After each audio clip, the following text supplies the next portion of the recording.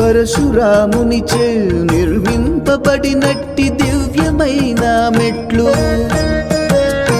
పంచలోహాలతో పరిపూర్ణమైనట్టి 18 మెట్లు, పంచేంద్రియాలు అష్టరాగాలు త్రిగుణాలకు సంకేతాలు పడిమెట్లు,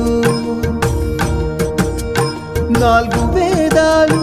2 శాస్త్రాలు అష్టదిక్పాలకులు విద్యా జ్ఞానాలకు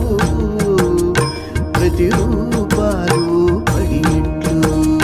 దేవతా రూపాలు పసిడి పడిమెట్లు, శబరిమల అయ్యప్ప స్వామి పడిమెట్లు,